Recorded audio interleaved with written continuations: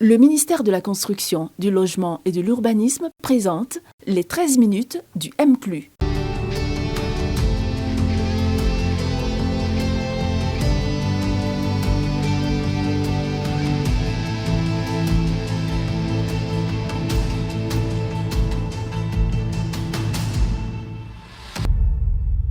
Bienvenue dans les 13 minutes du MCLU. Ce numéro est consacré à l'opération d'adressage. Nul n'ignore aujourd'hui en Côte d'Ivoire les avantages liés à l'opération d'adressage lancée par le ministère de la Construction, du Logement et de l'Urbanisme sous la houlette du ministre Bruno Nabagné-Koné. L'opération avance bien et l'on enregistre déjà les premières intégrations des noms de boulevards et de rues sur les plateformes de navigation GPS, Google Maps, Waze ou encore OpenStreetMap. Les noms ont commencé à changer. Le boulevard que vous connaissiez sous le nom de boulevard François Mitterrand s'appelle désormais boulevard Kofi Gado.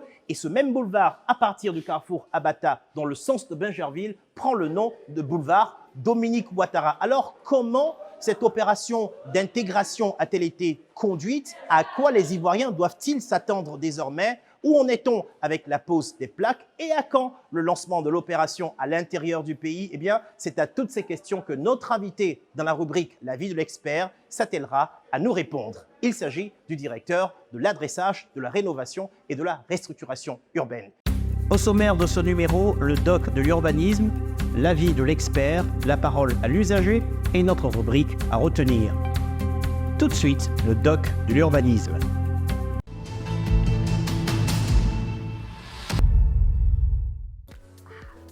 Nous qui ne connaissons pas bien Abidjan, on va faire comment? J'espère que le taxi VTC va retrouver là où je vais là.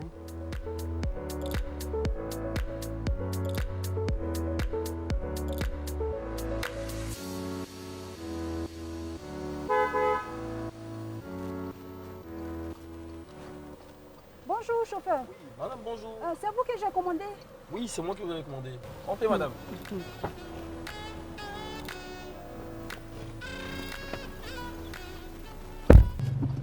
Chauffeur, Oui, madame. je vais vers Laurier 15 là. Uh-huh. Je ne connais pas là-bas. Ah, je vois. Oui, oui, je viens de voir ça sur mon écran ici. Ok. Vous savez, aujourd'hui, on a Internet partout. Oui. Et donc, il suffit juste de connaître la destination où on va et tout est gagné. Ne vous inquiétez pas. Le problème c'est que là où je vais, avant c'était boulevard Abata Bingerville. Ah, boulevard. Là Abata le ministère a Bingerville. changé le nom. Mhm. C'est devenu boulevard Dominique Ouattara. Ah, je vois, je vois. Voilà. Mais je ne sais pas si l'adresse est enregistrée sur les navigateurs GPS. C'est ce qui est mon problème en fait. Non, ne vous inquiétez pas, madame. On va se retrouver. On va se retrouver. J'ai déjà activé la géolocalisation. D'accord. Les nouveaux noms des rues et boulevards sont déjà enregistrés dans Google Maps et tous les autres navigateurs GPS. Ah, c'est nous autres là, on va se retrouver. Alors madame, Mm. ouais, je pense qu'on est presque arrivé Ok. et votre destination se trouve ici. Voilà, voici Où ça, l'immeuble ici? qui est là. Oui, c'est là. Ah oui, Voilà. je vois, c'est ici. Mhm. Je me retrouve. Et cette histoire d'adressage des rues là, Mhm. c'est une réalité alors. Ah oui.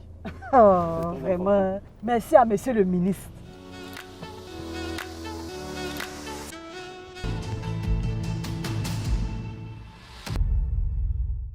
Je reçois pour vous à nouveau le directeur de l'adressage, de la rénovation et de la restructuration urbaine, monsieur Alphonse Nguessan. Bonjour. Bonjour, cher ami. Merci de nous recevoir. Le plaisir pour vous. On a vu un changement sur nos téléphones quand on veut se repérer. Les rues ont changé, les noms des avenues, des boulevards à partir de nos plateformes de géolocalisation. Alors, on est assez curieux de savoir comment est-ce que des géants comme Google ou alors des plateformes comme OpenStreetMap réussissent à avoir ces noms. Vous leur envoyez une liste et ce sont eux-mêmes qui manuellement vont inscrire les noms sur leur plateforme. Comment ça se passe? Dans le cadre de la mise en œuvre du projet d'adressage, Ouais. il faut indiquer que nous avons recruté un groupement de cabinets. Il a été recommandé la mise en place d'une plateforme de partage de données pour faciliter l'intégration de ces données-là dans les différentes plateformes, les différents canaux de navigation, les plateformes administratives des structures.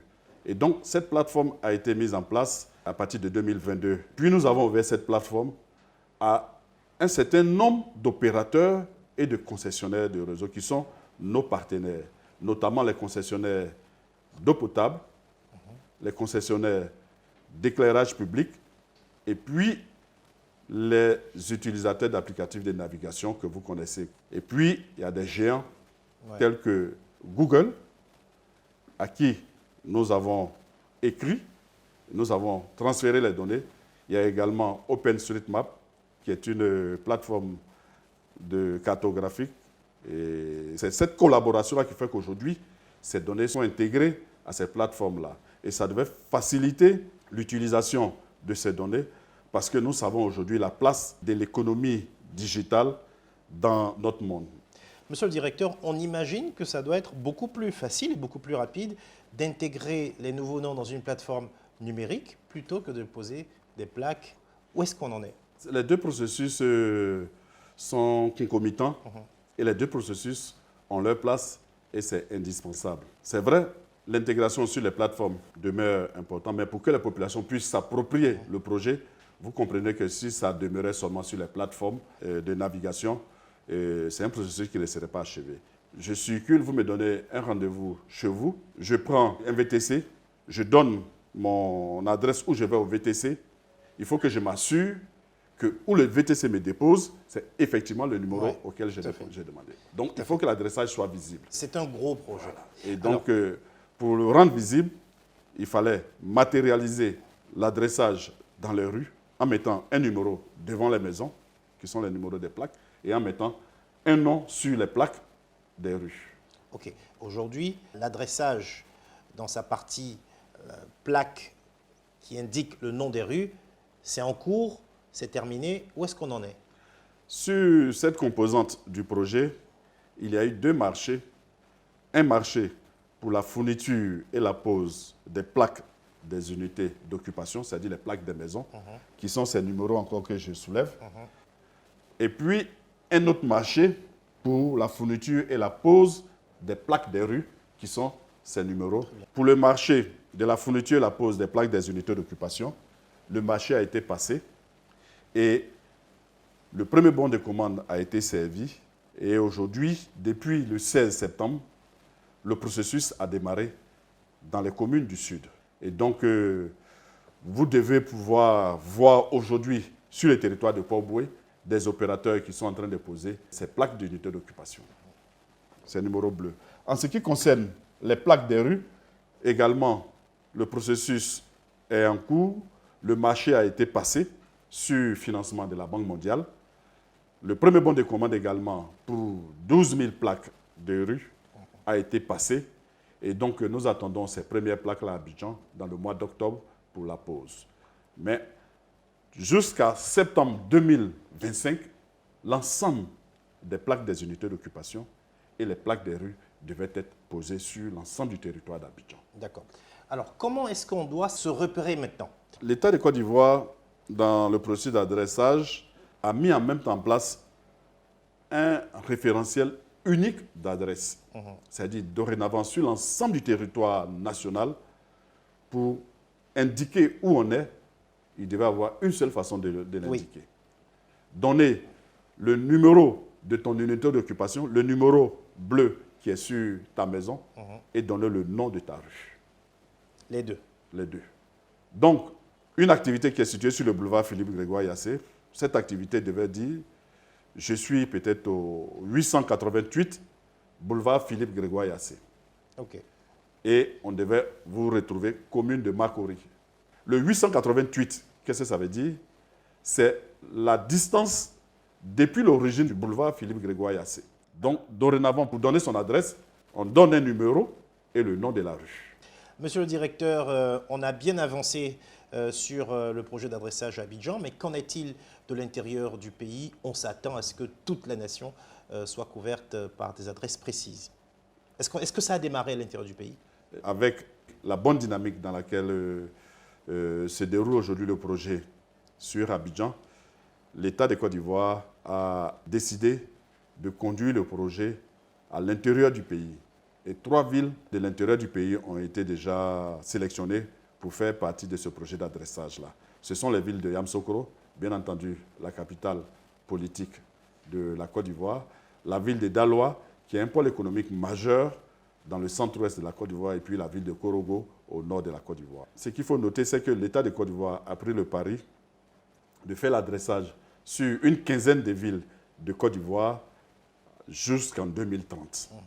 Il y a également les villes de Boaké et San Pedro pour lesquelles des discussions sont aujourd'hui en cours avec des opérateurs privés qui souhaitent le faire en matière de partenariat public-privé. Et donc, les discussions sont en cours. Certainement que dans les mois à venir, on devrait pouvoir vous annoncer le démarrage des projets d'adressage de Boaké et San Pedro. Alors, on va regarder ce qui se fait à Abidjan pour pouvoir anticiper ce qui peut se faire à l'intérieur du pays.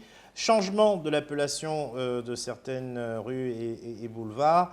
Le boulevard François Mitterrand devient boulevard Germain Kofi Gado. Tout à fait. On a l'avenue Didier Drogba. Tout à fait. On a l'avenue Arafat DJ. Tout à fait. Donc, on présente nos personnalités, nos célébrités et aussi une appropriation culturelle de nos différentes rues. Ça, c'est une chose. Ça, c'est Abidjan. Est-ce qu'on pourra avoir, hors d'Abidjan, une autre avenue Arafat DJ? Tous ces noms qui sont là, tant que ce n'est pas sur le même territoire, ces noms peuvent être répétés, mais nous le disons, il y a les modalités d'affectation des noms. Donc, notre vie va changer maintenant, la façon de nous repérer. C'est-à-dire que désormais, même avec un téléphone, on peut inscrire normalement, je suis au 270 rue du Jasmin, commune de Cocody. Aujourd'hui, Oui. sur les communes du sud Oui. et du centre d'Abidjan, Oui. vous donnez votre adresse, on vous descend à l'adresse exacte. Vous Donc- dites, je suis au 21 avenue des Industries à Koumassi. Vous allez à la zone industrielle de Koumassi, on vous dépose. Sur Abidjan aujourd'hui, on peut dire que le processus jusqu'à la dénomination des voies est achevé sur 6 communes. Ce sont les communes de Port-Boué, Koumassi, Makori, Trècheville, Plateau, Adjamé, totalement achevé. La partie Est d'Atekoubé est également achevée. Aujourd'hui, en termes de dénomination, la commune de Benjerville a validé ses toponymes.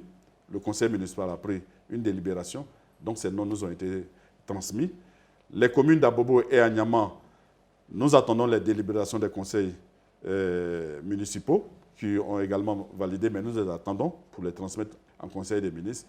Il reste Cocody et Yopougon sur lesquels le conseil municipal est encore en train de délibérer pour finaliser les dénominations. Sinon, aujourd'hui, on peut considérer que sur les 14 000 noms que nous attendions, nous avons un peu plus de 8 000, 9 000 noms qui sont disponibles et qui peuvent migrer dans les outils de navigation, notamment dans Google.